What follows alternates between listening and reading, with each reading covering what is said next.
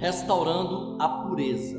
Em Neemias 13, versículos 23 a 25, nos diz assim: Vi também naqueles dias que judeus haviam casado com mulheres asdoditas, amonitas e moabitas, e os seus filhos falavam metade das palavras na língua de Asdod ou na língua de seu respectivo povo, mas não sabiam falar a língua dos judeus.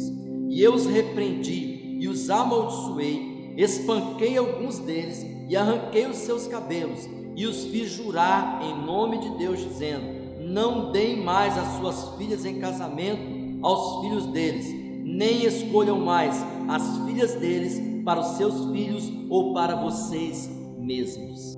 Neemias encontrou um sério problema no meio do povo de Deus.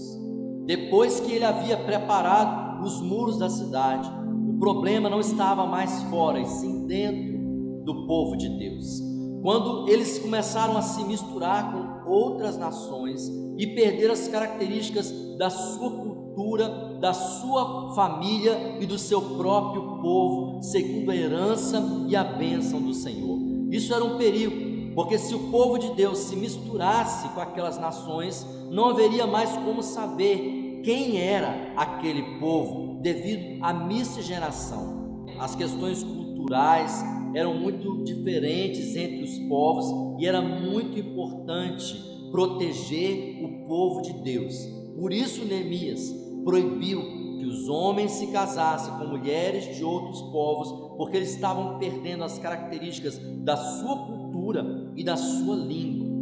Além disso, esses outros povos serviam outros deuses, e esse era o principal motivo. Se eles se misturassem com famílias de outros povos, eles deixariam de seguir exclusivamente ao Deus de Israel. Neemias ficou tão nervoso que ele chegou a espancar pessoas e arrancar os cabelos daqueles que desobedeceram. E então ele restaurou a pureza do povo de Deus. Nós podemos perceber dois problemas aqui que nos levam a perder a nossa própria pureza. Uma delas é o pecado, porque aqueles homens, muitos deles, já tinham suas esposas e então pegavam mulheres de outros povos para ter mais mulheres, e também estavam desobedecendo a palavra de Deus, se misturando com povos que seguiam outros deuses, ao ponto de seus filhos não conseguirem distinguir o próprio idioma. Essas duas coisas muitas vezes nos levam a perder a nossa pureza. O desejo do pecado, quando queremos algo que nós sabemos que não convém, e também a questão das misturas, do sincretismo, o mundanismo, que muitas vezes nos seduz para misturarmos os conceitos e confundir a nossa própria fé. Vamos orar? Senhor, restaurar a pureza em nossos corações.